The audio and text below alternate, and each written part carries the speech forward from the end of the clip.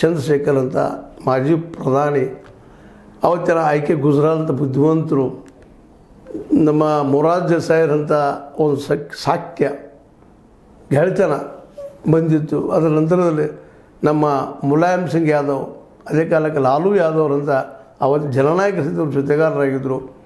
ಅನೇಕ ಒಳ್ಳೊಳ್ಳೆಯ ಸಂದರ್ಭ ಇತ್ತು. ಅದು ಅಷ್ಟೇ ಯಾಕೆ, ವೆಸ್ಟ್ ಬೆಂಗಾಲ್ದ ಅವತ್ತು ಜ್ಯೋತಿ ಬಸು ಇವ್ರ ಜೊತೆಗೆ ಇದ್ದಂಥವ್ರು, ಅವರು ಸಹಿತ ಇವ್ರ ಜೊತೆಗಾರರಿದ್ದರು. ಅದು ನೆನೆಸ್ಕೊಂಡ್ರೆ ಖುಷಿ ಅನ್ನಿಸ್ತದೆ. ಅಂಥವ್ರ ಜೊತೆಗಿದ್ದಂಥ ದೇವೇಗೌಡರು ಕುಟುಂಬ ರಾಜಕಾರಣ ಪೂರ್ತಿಯಾಗಿ ಬೆನ್ನತ್ತೆ ಮತ್ತು ಸರಿಯಾದ ಸಮಯ ಸಿಕ್ಕಾಗ ಸರಿಯಾಗಿ ಯೂಸ್ ಮಾಡ್ಕೊಳ್ಳಾರದ ಏನೇನೋ ಮಾಡಿ ಇವತ್ತು ಒಂದು ಮುಳುಗುತ್ತಿರೋ ಪಕ್ಷದ ನಾಯಕರಾದರೂ ಇನ್ನು ಎದ್ದು ಬರ್ತದೆ ಗೊತ್ತಿಲ್ಲ. ಮೇಲೆ ಹೇಳ್ತಾ ಇರ್ತಾರೆ ದೇವೇಗೌಡರು, ನಮ್ಮದು ಫಿನಿಕ್ಸ್ ಪಕ್ಷ ಇದ್ದಂಗೆ ಬುದ್ಧಿಯಿಂದ ನಾವು ಬೂದಿಂದ ಎದ್ದು ಬಂದುಬಿಡ್ತೀವಿ ಅಂತೇಳಿ. ಅದು ಬರಲಿ, ಯಾಕೆಂದರೆ ಕರ್ನಾಟಕ ಒಂದು ವಿರೋಧ ಪಕ್ಷ ಇರಬೇಕಾಗ್ತದೆ.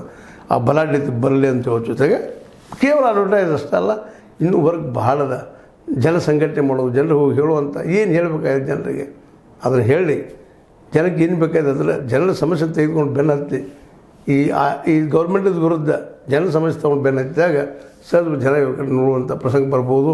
ಆದರೆ ಅದೆಲ್ಲ ಅಂದಷ್ಟು ಸುಲಭ ಅಲ್ಲ ಅನ್ನೋದು ಈಗಾಗಲೇ ಎಲ್ಲರಿಗೂ ಗೊತ್ತಿರುವಂಥ ವಿಷಯ.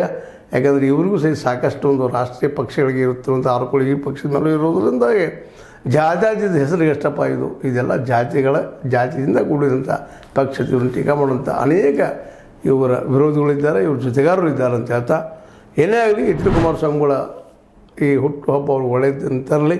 ಜೊತೆಗೆ ಅವರು ಸಿಕ್ಕ ಅವಕಾಶಗಳು ಇನ್ನಾದರೂ ಸಿಕ್ಕರೆ, ಸಪೋಸ್ ಸಿಕ್ತು ಅಂತ ಹೇಳಿಕ್ಕೆ ಸಾಧ್ಯ ಇಲ್ಲ, ಸಿಕ್ಕರೆ ಅದನ್ನು ಯಾವ ರೀತಿ ಬೆಳೆಸಬೇಕು ಅನ್ನೋದನ್ನು ಕೇಜ್ರಿವಾಲ್ ನನ್ನಿಂದ ಕಲ್ಕೋಬೇಕಾಗಿದೆ ಅಂತ ಹೇಳ್ತಾ, ಇದು ನಿಮ್ಮ ಲೈಕ್ ಆಗಿರ್ಬೋದು. ಲೈಕ್ ಮಾಡಿ, ಶೇರ್ ಮಾಡಿ, ಕಾಮೆಂಟ್ ಮಾಡಿ, ಜೊತೆ ಸಬ್ಸ್ಕ್ರೈಬ್ ನಿಲ್ಲಿಸ್ಬೇಡ್ರಿ. H60 ನ್ಯೂಸ್ ಅರ್ಥ ಸಿದ್ದರಾಮಯ್ಯ ಸತ್ಯದ ಕೈಗೊಂಡು ವಂದನೆಗಳು.